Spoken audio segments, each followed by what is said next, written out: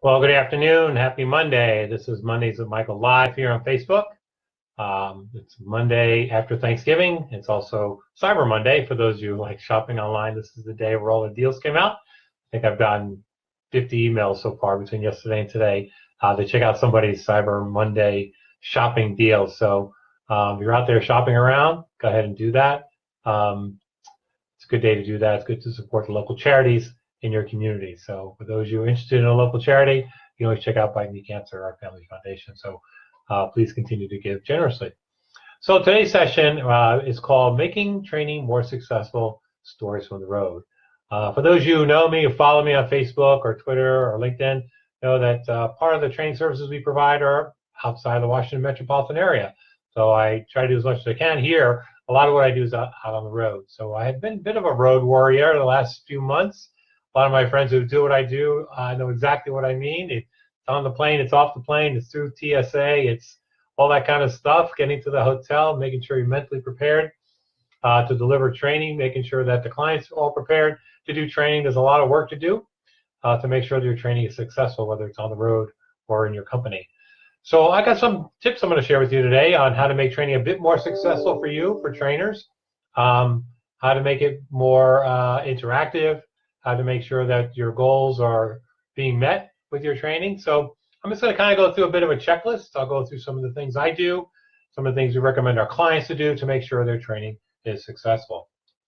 So the first thing I tell clients is that training is not an event, it's a process. And for those of you that have been in the training community for a long time, you've heard a lot of professional trainers, facilitators preach that to you. Training is not an event, it's a process.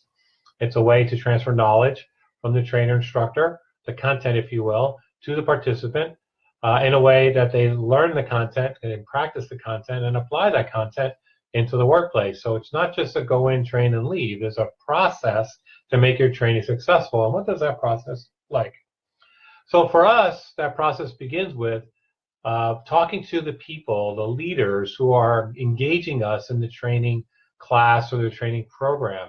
Though a lot of times our clients are the HR directors within those organizations who contract with us to do training for different teams or different members of their staff. We really like to talk to the leaders of those groups. And whether it be supervisors that are leaders or directors who are leaders, we want to talk to the leaders of the teams or the groups that we're going to engage in. And maybe a couple, three different leaders that are leading this group. So we want to talk to them about what are their expectations of the training, what are some of the issues the teams are facing, what would success look like for them after the session is done, and what will happen post-training. So we always like to talk about what happens next. So we do talk about that in the classroom, and I'll get to that a little bit this afternoon. But what are their expectations of the training? So it's good to have that kind of face-to-face discussion with the leaders of those participants that are in your training session. Make sure your participants are ready to learn. It's always great to talk to them if you can before you actually show up for the training. Not happen only all the time with those of us who are external. If you're internal in a company, it's always great to have this conversation before they go to the training class. So what are you expecting? What do you think you're going to get out of this? It's always good to have your participants prepared rather than feeling that this is just another 3 hours, a waste of my life, and I don't know if I'm going to get anything out of this at all. So do some legwork before you get into the classroom. In my case, it's tough to get to a lot of those participants because I don't have access to them. So I make it a point, and in our contract, we require me or an instructor to be in the classroom 1 hour before the training starts, in part to set up, though it normally doesn't take an hour to set up. We'll talk about setup in a little bit. But it's really more to greet participants. So as you're setting up and as you're getting the room prepared, or even if the room is prepared, I start greeting participants when they come in. Hi, who are you? Tell me about what you do. You know, what are you looking to get out of the training today? What were you told about the class? So we want to make sure that the participants are ready to learn. And you have to create that environment, both from a physical perspective in the classroom, making sure that the room is conducive. Talk about that in a little bit. But are they ready to learn? Are they going to be comfortable learning? So having that conversation with them as they're coming through the door, or prior to, if there's a coffee break in there, they have to come in the morning, there's coffee, go hang out at the coffee stand, go grab a bagel or something, and talk to the participants about the training. What did you hear about it? You know, introduce yourself. They may have some questions for you about where you're from. So just kind of break the ice a little bit before the training starts. That said, a significant amount of people come to training for no other reason, well, maybe not no other reason, but for an additional reason, that is networking with the other members of the employees, other members of their work team. Some folks work with these folks every day, but there are some folks who come to training that maybe see people in the hallway. They don't know much about them, so you have to give participants a chance to network with each other. We do a couple of what we call icebreakers or warm-ups, however you want to call it, in the beginning of class to get people to talk to each other, to get engaged with each other, to introduce each other. So there's a little more connection in the room. Make sure everyone has a name tag on. I kind of say more for me than for them, but realistically, there are participants in the classroom that don't know each other, don't know a lot about each other. So we try to rotate people around and do different activities so there's a bit of networking. People get to meet folks and learn a little more about them. So make time for networking in your training sessions. As I saw a lot of trainers, and I've learned over the years myself, your training class is about the participants. It's not about you. I've seen a lot of trainers over the years, a lot of instructors over the years, where the training session is all about them. Look what I know, look what I've done, look what I can do that you can't do. And that stuff is really old passe. I mean, it reminds me of being in high school, where the shop teacher would show you how to do something that he knew how to do or she knew how to do, just to impress upon you that you don't know how to do it. It's not the kind of learning we want to teach in the classroom today. Adult learners don't learn that way. So your class has to be prepared in a way that the participant is the center of attention, that the participant needs to be engaged, active, and ready to learn, and you have to give them opportunities to share and to share that learning with each other. So again, our training classes are set up where every 8 to 10 minutes, participants are doing something else, whether it's doing something by themselves, doing something in pairs, doing something in triads, threes, or doing something at the table, doing something in a large group broken down by subgroups, or skill practice. You have to get them doing stuff. Have to get them doing stuff. Have to get them engaged. Set the right tone for the learning. So we try to engage all three types of learners. So there are learners who learn by seeing, by watching a video, either on their desktop, on the television monitor, or in the classroom. So we try to show the skill or behavior in a video type format. So those visual learners see it. I can see the behavior, Michael, because I see it in the video. I understand what's happening with the manager and the employee. So they see the behavior in action, or I see how the team participants are interacting on the video. So there's that. Then you need to say it. And I'm kind of an old school trainer. You have to tell folks what you're going to teach them. You have to teach them. And then you have to tell them what you've taught them. So there's that whole sharing experiences. I use a lot of personal stories in my training. This happened to me in this situation, so people can relate and kind of understand and hear the story. So there's that, that auditory, if you will, learner, those that like to listen and learn. And then the third is they have to do.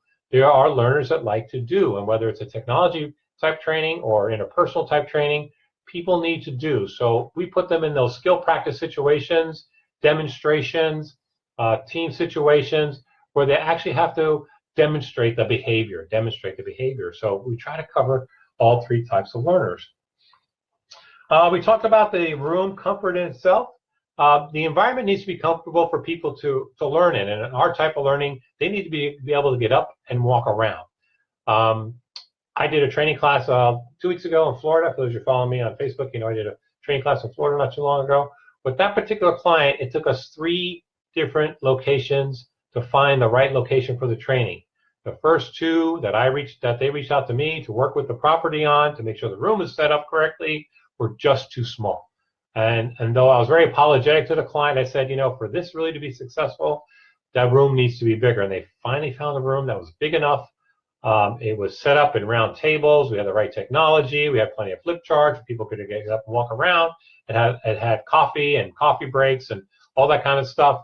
And it was really, really successful. The feedback we got from the client was really good. And they came back to me and said at the end, now I see why we needed a bigger room. We can't do training in straight rows. This is not high school. We do training in round tables where people can get up and walk around and have these discussions in small groups at their table. So making sure the room is important. No distractions if possible. Now, I don't have people checking their cell phone when they come into a training class. Because of the type of training we do, it doesn't allow a lot of time to really check your phone.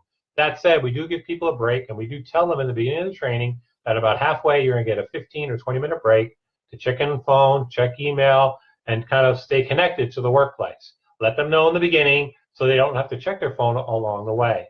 They're not going to need their laptops. They can put that away because that's not the type of training we do. Now, that said, there are clients of ours that will collect cell phones on the way in. It's really their call to make. We don't do that. We just encourage them not to check it and to be more engaged in the learning. One thing you may want to start thinking about, and I don't run into this that often anymore, but there are times I do run into it. There's always an opportunity to run into what I like to call the disruptive participant, or the know-it-all participant, or the difficult participant. There are a lot of tips to work with difficult participants or the know-it-all participant. I don't have enough time today to go through that with you. Maybe that's another session down the line. There are a lot of good books out there for trainers on how to handle difficult participants. It does become part of an art, part of a science. So I would definitely check those out if you feel you're getting a lot of difficult participants in your training program. Then you have to end the training program correctly. You want to do some type of closing activity. You want to do some type of action planning. People need to take action based on what they've learned in the classroom. You can set up a structure where people can not only make a commitment to themselves, but also make a commitment to each other. Put them in small groups and have them verbalize their commitment. I usually have 2 or 3 participants share their commitments, their action plans with the class at large. And I usually have prizes for those 2 giveaways. We do giveaways throughout the training class we do, and I save a couple giveaways for the participants who share their action plans with the class at large. They kind of get a round of applause. And then you have a little commitment. So we also talk about who's going to be your learning partner post-training, who can you commit to and follow up with. So we want to try to do some of that activity. In some of the classes that we deliver, we do offer some tools. If you're doing a DISC class with us, we do offer tools about some of the stuff that's available to them online via the DISC portal. So we also have some tools available for them. But you want to create an environment of continuous learning. So what are they going to do post-training? Also post-training, we like to talk to those team leaders that we talked to prior to the training, after the training. We want to debrief with the leadership to see how the training went, what went well, what didn't go well, and what they think needs to happen next with the group. Again, another opportunity to engage with the team or the supervisors or the leaders to kind of take the training and build on what you've done onto the next session. So constantly building on learning. So those are a couple things, kind of a list of things we think about, or at least I think about, before I start getting into the classroom. Again, it's a process, not an event. Make sure you have your process plan in place before you deliver training. Keep your questions coming. I'm getting some really good questions from folks, so please keep emailing me your questions or send them to me in the chat here. My email again is ferraro@trainingsolutions.com. Our session next week, next Monday, mark your calendars next Monday at 1 o'clock in the afternoon here in the room. We'll also post this post-training. We're getting a lot of people that are watching these Mondays with Michael live post-training, so we'll post this through social media so you also can see it. But our session next Monday, a couple things are going to be different. One, we're going to work on or talk about how to plan your training for 2018. If you're an HR director or a trainer or a small business owner, how do I plan learning and training for my staff over the next 12 months? So we're going to have a little conversation about that. I'm going to give you a couple of tips on what to think about when you're thinking about training and learning for your employees next year. And we're going to move this live session. We're going to try posting this session through my personal Facebook page, not the Training Solutions Facebook page. So if you're following us on Training Solutions, great, thank you for that. If you're not following me, my personal page, Michael Ferraro, see Michael Ferraro here on Facebook, find me on Facebook, friend me on Facebook, because we're going to start having a couple of these on my personal page just to see how they work. So I see we're getting up to a little over 14 minutes on the clock here, just about out of time. But again, thank you for joining me today in the room, Mondays with Michael Live. Have a great week, and I look forward to seeing you next Monday. Take care.